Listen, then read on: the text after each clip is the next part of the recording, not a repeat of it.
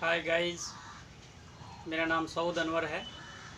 स्वागत है आप सबका अपने चैनल हिजू पॉइंट्स में। गाइस, आज हम लोग पढ़ेंगे अक्षांश, देशांतर और ग्लोब के बारे में।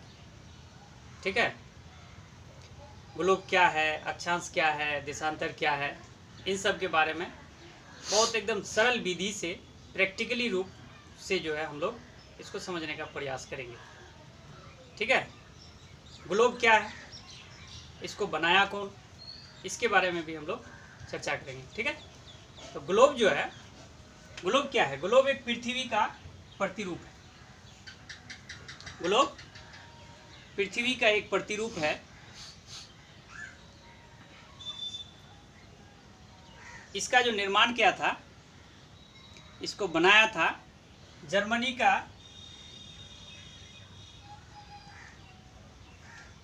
Martin Behaim.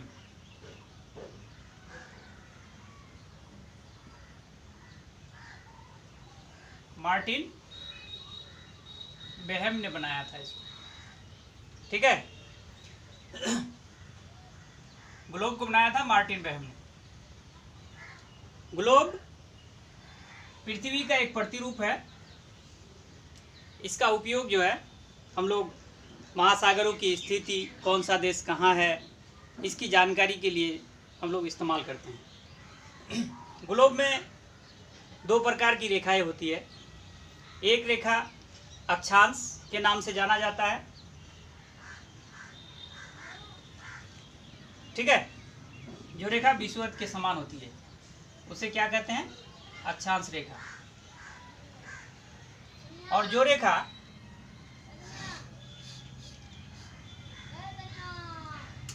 उत्तर से दक्षिण की ओर खिंचा हुआ होता है, यानी उत्तरी ध्रुव से दक्षिणी ध्रुव को मिलाता है, उसे हम देशांतर रेखा कहते हैं। इसके बारे में हम लोग डिटेल से देखते हैं अभी।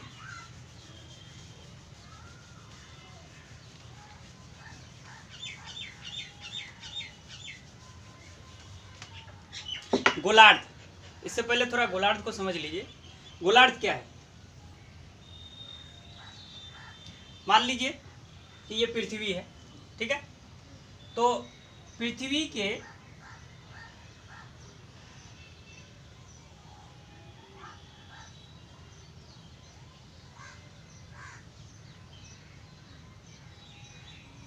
अगर इसको हम दो पार्ट कर दें, दो भाग, तो आधा ये भाग हो गया, आधा ये भाग। किसी गोले का जो भाग होता है उसे गोलार्ध कहते हैं। ठीक है, तो इस तरह से अगर हम देखें तो ये नॉर्थ है, ये साउथ है। ठीक है, ये उत्तरी गोलार्ध, ये दक्षिणी गोलार्ध।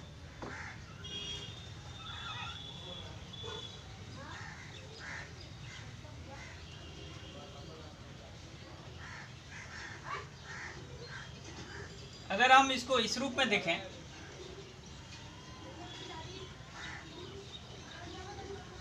तो ये क्या हो गया?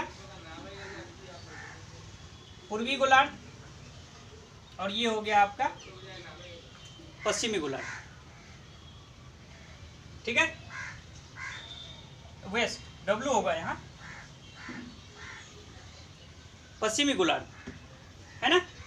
तो गोलार्ध को समझ गए, यानी आपको ये समझना है कि आपका जो आधा भाग है ये आपका उत्तर है, और नीचे वाला भाग आपका दक्षिण।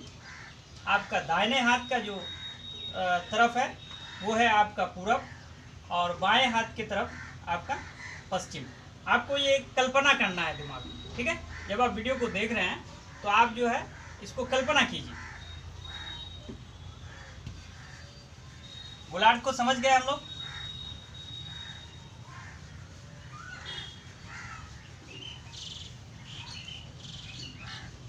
अब हम लोग जो है अक्षांश रेखाओं को समझते हैं। ठीक है, ये ग्लोब है, तो ग्लोब में अक्षांश रेखा जो है, एक रेखा होती है जिसका नाम है विषुवत रेखा। ये सब काल्पनिक है। ठीक है ना, काल्पनिक रेखाएं हैं। और विषुवत रेखा के बीचों बीच केंद्र से कोई भी अक्षांश जो है खींची जाती है। आप इसको कहीं भी खींचेंगे इसके समानांतर, विषुवत रेखा के समानांतर ही आपको जो है अक्षांश को खींचना पड़ेगा। सभी अक्षांश जो है विषुवत रेखा के समानांतर खींचा जाता है, ठीक है ना। और अक्षांशों की टोटल संख्या जो है ये उत्तरी गोलार्ध में यानी विषुवत रेखा के समानांतर 90 अक्षांश होता है टोटल, ठीक है। इस तरह से 90 अक्षांश होता है। अब विषुवत रेखा को 0 डिग्री माना जाता है, ये 0 डिग्री है, तो 0 डिग्री से ऊपर जो है 90 अक्षांश है ना।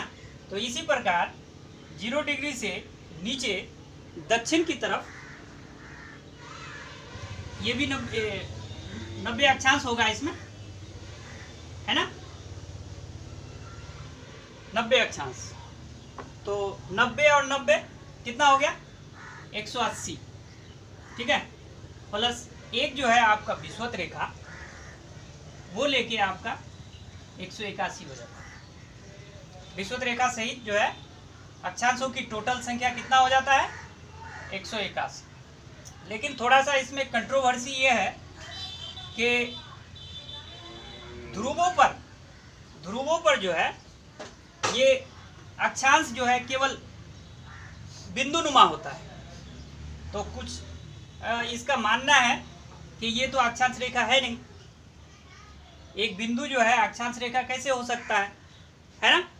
तो इस परिस्थिति में आपको घबराने की ज़रूरत नहीं है। आपके परीक्षा में अगर प्रश्न होगा तो 181 हो सकता है। अगर ये दोनों हम घटा दें, जैसे 181 में 2 घटा दिए 7, 11 में 2 गया 9, 7, 179 होता है। तो 179 या 181 इन दोनों में से ऑप्शन में जो है एक साथ ये दोनों कभी नहीं आएगा, या 179 आ सकता है या 181 आ सकता है। क्लियर।